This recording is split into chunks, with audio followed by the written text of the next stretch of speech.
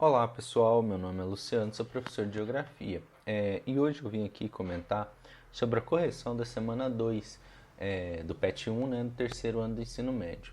Então aqui, nessa questão 1, ele traz um texto, né, trata de um gigantesco movimento de construção de cidade necessário para o assentamento residencial da população, ainda que o rumo tomado pelo crescimento urbano não tenha respondido satisfatoriamente a todas essas necessidades, o território foi ocupado e foram construídas as condições para viver nesse espaço. Então ele vai perguntar lá, a dinâmica de transformação da cidade tende a apresentar como consequência a expansão das áreas periféricas. Quando ele está falando aqui de áreas periféricas, é basicamente aquelas mais afastadas dos centros ou dos grandes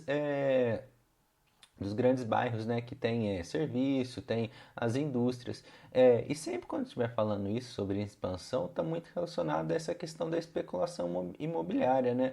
Com certeza na cidade de vocês deve ter algum bairro. Se vocês moram numa cidade um pouquinho maior, deve ter aquele bairro que fala, aquele bairro ali daqui a uns anos ele vai ser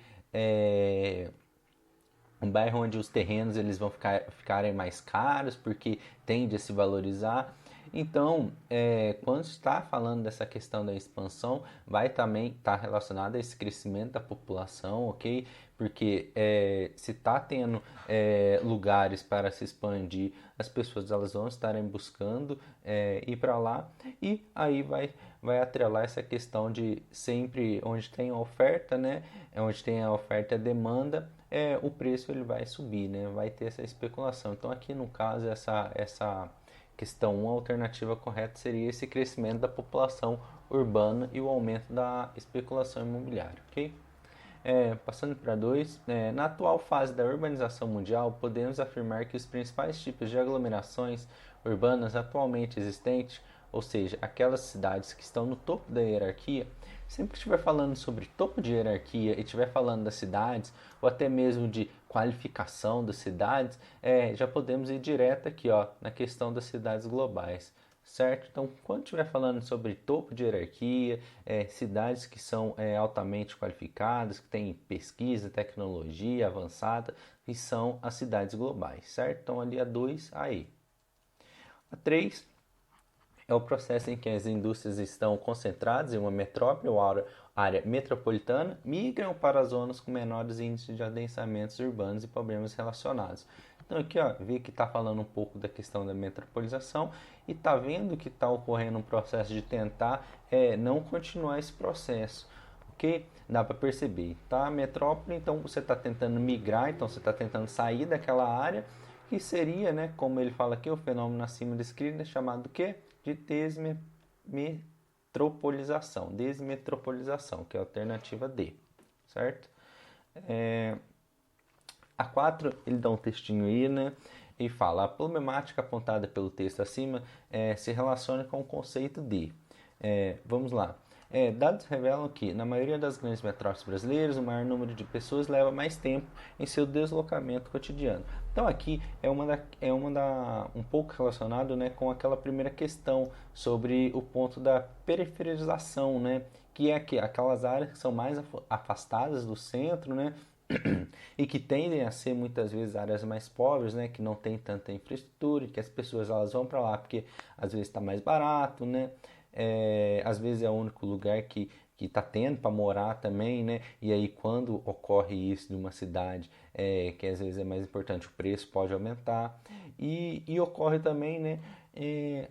A questão da favelização, né, que ele até colocou aqui. Então, essa questão 4 aqui seria a alternativa correta a B, que é esse processo da periferização, das pessoas elas estarem morando muito longe do seu serviço. Então, por isso que no texto ele até traz aqui, né, que está aumentando aqui no caso de Belo Horizonte, e as pessoas fazem isso.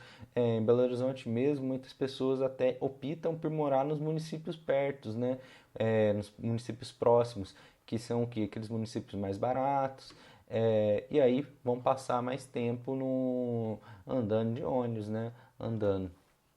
Ok? Então ali a 4 é a alternativa B. E a 5 ele fala para você analisar uma charge, né?